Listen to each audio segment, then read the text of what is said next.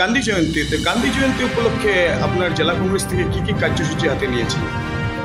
গান্ধী জয়ন্তী উপলক্ষে সমস্ত ভারতবর্ষে অল ইন্ডিয়া কংগ্রেস কমিটি সিদ্ধান্ত নিয়েছে এবং আমাদের আসামের অসম প্রদেশ কংগ্রেস কমিটি সিদ্ধান্ত নিয়ে হাইলাকান্দি জেলা কংগ্রেস ব্যবস্থাপনা আমরা আগামীকাল 2 অক্টোবর জাতীয় জনক মহাত্মা গান্ধী জন্মজয়ন্তী উপলক্ষে গান্ধী জয়ন্তী পালন করব।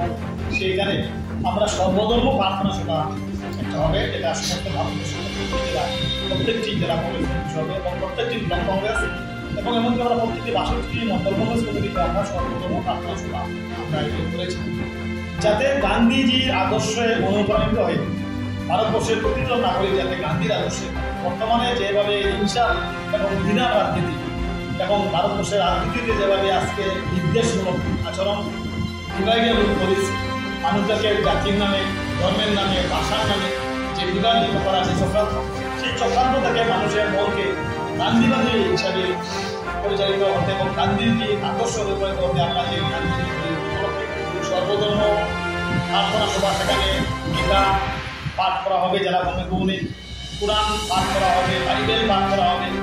বিশেষ করে এই 3টা ধর্মগ্রন্থ আমরা পাঠ করে বিশ্বে এবং ভারতবর্ষে যাতে গণতন্ত্র শান্তি বজায় থাকে সে ব্যাপারে আমরা বলব। সবচেয়ে বড় কথা হলো যে গান্ধীজি দেশের জন্য যে অহিংসা আন্দোলনের মাধ্যমে দেশকে স্বাধীন করেছিলেন, যে গান্ধীজির আদর্শ হিসাবে সমস্ত ভারতবর্ষে যে গণতন্ত্র প্রতিষ্ঠা দিল, সেই গণতন্ত্র আজকে বিপন্ন, আজকে সংবিধান বিপন্ন।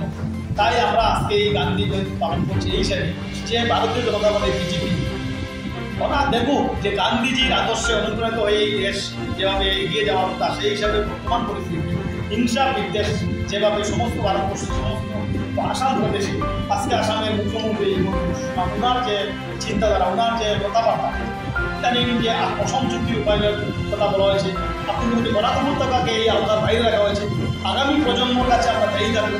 কারণ আজ থেকে এই আসাম চুক্তি রূপায়ণ হওয়ার পর আপনি দেখবেন আগামী দিন আমাদের যারা সন্তান আছে, আমাদের পরবর্তী প্রজন্ম কিন্তু আজকে চাকরির ক্ষেত্রে 80% সংরক্ষণ, আজকে বিভিন্ন ব্যবসা প্রতিষ্ঠানের সংরক্ষণ, সেই আসাম চুক্তির আওতার বাইরে যখন বরাক উপত্যকা থাকবে তখন বরাক উপত্যকা তৃতীয় শ্রেণীর নাগরিক হয়ে যাবে।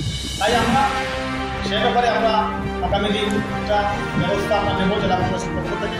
কারণ একটা অঞ্চলকে এই আসাম চুক্তি থেকে বাদ দেওয়া, বরাক উপত্যকাকে বাদ দেওয়া হলো লক্ষ্য হলো যে বরাককে একটা আলাদা ভিন্ন চোখে নির্দিষ্ট চোখে দেখা। তাই আমরা এই গান্ধী জয়ন্তীর দিন থেকে আমরা আগামী দিন আমাদের যে গান্ধীর যে আদর্শ, যেখানে সবাইকে নিয়ে চলা, সেই মনোভাব যাতে সকলের মনে উদয় হয়, তার জন্য আমরা সর্বধর্ম প্রার্থনা সভা আগামীকাল জেলা পরিষদ করে এবং প্রত্যেকটি ব্লক, প্রত্যেকটি মন্ডল কমিটিতে আমরা সর্বধর্ম। কয়টার সময় শুভারম্ভ হবে?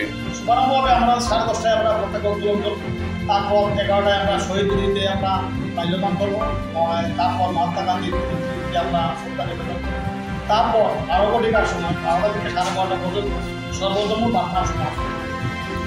ধন্যবাদ। অনুষ্ঠান কি থাকবে? সন্ধ্যা অনুষ্ঠান থাকবে না। আমরা এর আগে আমাদের প্রার্থনা সভা শেষ হওয়ার পর গান্ধীজির আদর্শ নিয়ে আলাপ আলোচনা করবো, তারপর আমাদের কার্যসূচি সমাপ্ত। ধন্যবাদ আপনাকে।